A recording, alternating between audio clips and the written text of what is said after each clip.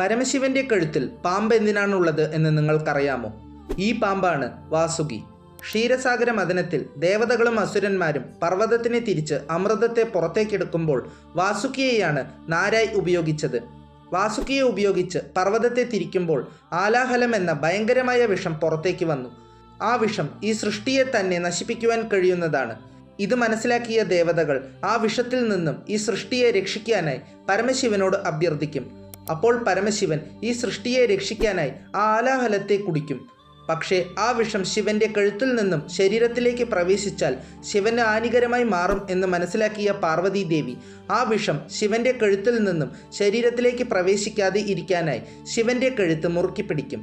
എന്നാൽ പാർവതീദേവി ഒരുപാട് നേരം ശിവന്റെ കഴുത്ത് പിടിച്ചിരിക്കുന്നത് കണ്ട ശിവന്റെ പരമഭക്തനായ വാസുകി പരമശിവന്റെ കഴുത്തിൽ നിന്നും ആലാഹലം ശരീരത്തിലേക്ക് പ്രവേശിക്കാതെ പരമശിവന്റെ കഴുത്ത് ചുറ്റിയിരുന്ന് തൻ്റെ ശിവഭക്തി തെളിയിച്ച് അന്നു മുതൽ ശിവൻ ഒരു അലങ്കാരമായി മാറും.